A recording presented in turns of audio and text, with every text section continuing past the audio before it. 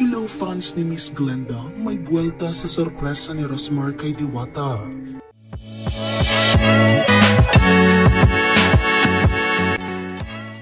Marami ang napasana all sa naging sorpresa ni Rosmar kay Diwata kaninang umaga nang tuluyan na silang personal na magkita na dalawa. 1 million pesos, house and lot, at 5 million pesos worth of products. Ito ang mga ibinigay ni Rosmar sa pare sensation na si Diwata.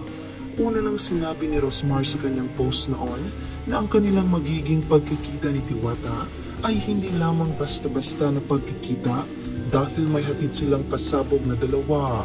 Bukod dyan, dala-dala rin umano ni Rosmar ang sorpresa niya para kay Diwata na panigurado umanong babago sa kanyang buhay. Sa comment section ng nasabing post ni Rosmar, mababasa ang mga komento ng netizens na tila excited para sa kanyang inihandang sorpresa kay Diwata. Gayunpaman, may ilan din namang binigyan kaagad ng ibang kahulugan ang planong ito ni Rosmar. May mga nakapagsabi kasi sa comment section na naisip lamang umanong sorpresahin ni Rosmar si Diwata dahil sa nauna itong ginawa ni Miss Glenda. Matatandaan kamakailan na nagbigay nga ng regalo si Miss Glenda kay Diwata at ito ay mga tent, lamesa, upuan, t-shirt, apron at marami pang iba na magagamit nito sa kanyang business. Nagkabiruan pa nga na pati umano ang van na pinaglagyan ng mga gamit ay kasama umano sa ibibigay ni Glenda.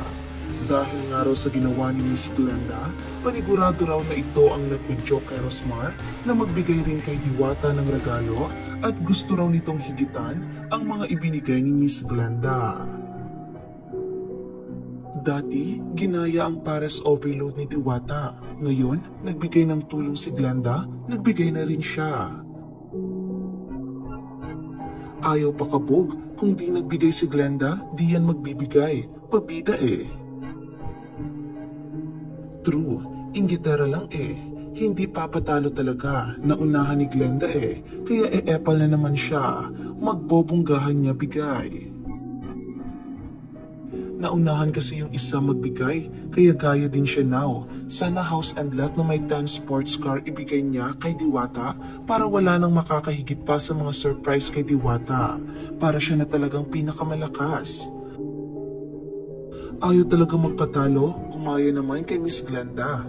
Sa ngayon, wala pang pahayag kaugnay dito sa Rosmar.